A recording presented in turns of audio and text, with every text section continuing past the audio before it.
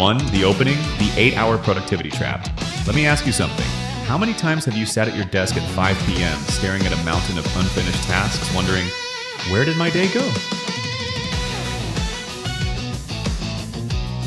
You show up early, you grind through back-to-back meetings, you answer hundreds of Slack messages, and you leave feeling absolutely drained. Yet your important work hasn't moved an inch. If you feel like a high-performance engine idling in neutral, you're not alone. Most professionals aren't failing because they lack talent. They're failing because they are running a corrupted operating system in their minds. People do not decide their futures, they decide their habits, and their habits decide their futures. F.M. Alexander. In this video, I'm going to give you the perfect daily routine designed specifically for the corporate world. Not a hustle culture 20-hour workday that leads to burnout, but a strategic, high ROI system that helps you dominate your career and still have the energy to enjoy your life. 2. Why a routine is your greatest asset. Think of your brain like a corporate server. If you run too many heavy programs at once without ever rebooting, it crashes. Routine isn't about restriction, it's about decision automation. By systematizing the small things, you save your mental RAM for the big, high-stakes decisions that actually get you promoted or grow your business. Discipline is the bridge between goals and accomplishment. Jim Rohn discipline in your schedule is the difference between the stressed-out manager and the composed leader. 3. The morning, booting up the system, 5:30 a.m. to 8 a.m. The fatal error, the notification reflex. Most professionals make a catastrophic mistake the second they wake up. They check their email. By opening Outlook or LinkedIn before you've even brushed your teeth, you are handing over the steering wheel of your day to someone else's priorities. You are starting your day in a reactive fight or flight state. The right way, deep, calm protocol. Instead, own the first 60 minutes. Hydrate with 500 milliliters of water. After 8 hours of sleep, your brain is dehydrated. Dehydration is the silent killer of focus. The micro workout. You don't need a 2-hour gym session at dawn. 10 minutes of stretching or calisthenics is enough. Remember, your body is the router. Your brain is the device. If the router isn't plugged in, there's no signal. Sunlight exposure. Natural light inhibits melatonin and triggers a natural cortisol spike, waking you up more effectively than a double espresso. How you start your day is how you live your day. How you live your day is how you live your life. Louise Hay. 4. Early morning at the office. Eat the frog. 8:30 a.m. to 11:30 a.m. This is your peak cognitive window. Your glucose levels and willpower are at their highest. The strategy, deep work. Stop starting your day with low-value tasks like clearing your inbox. Emails are just a list of other people's problems. Instead, identify your one big rock, the most difficult, most impactful task on your plate.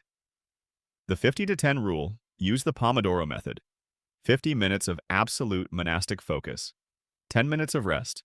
Phone face down. Notifications off. Analytical focus. Use this time for financial modeling, strategic planning, or complex problem solving. If it's your job to eat a frog, it's best to do it first thing in the morning. And if it's your job to eat 2 frogs, it's best to eat the big one first. Mark Twain.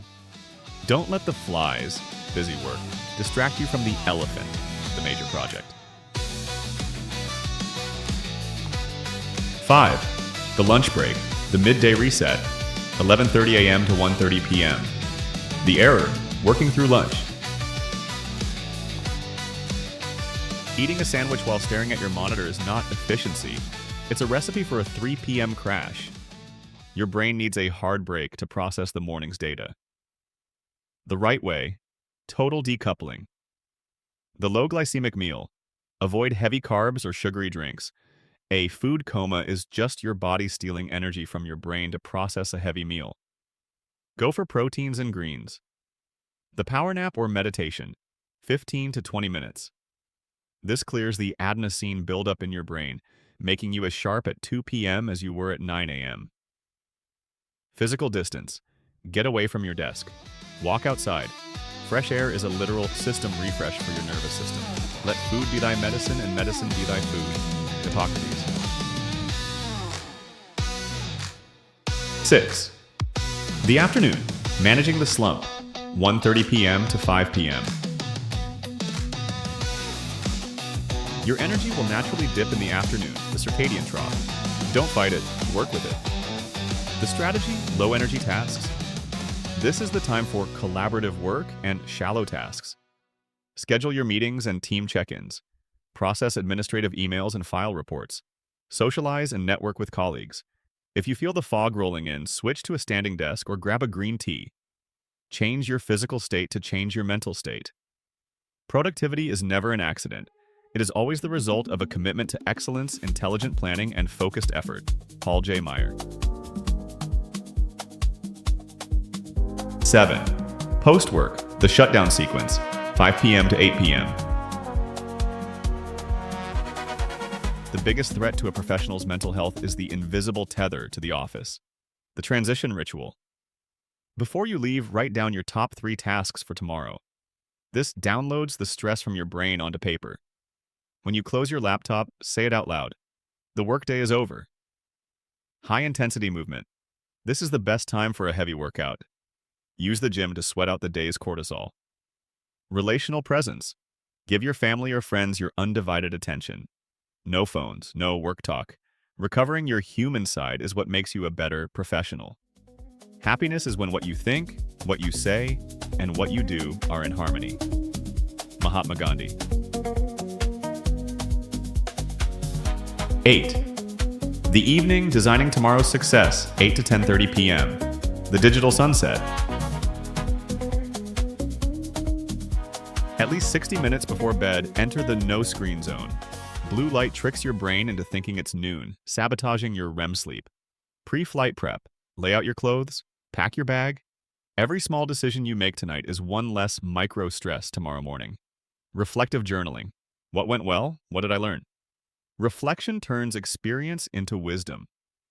Early to bed and early to rise makes a man healthy, wealthy, and wise. Benjamin Franklin. Sleep is a performance tool. Never brag about lack of sleep. Sleep is when your brain saves its data and repairs its cells. Sacrificing sleep for work is like trying to drive a car on an empty tank. You won't get far and you'll damage the engine.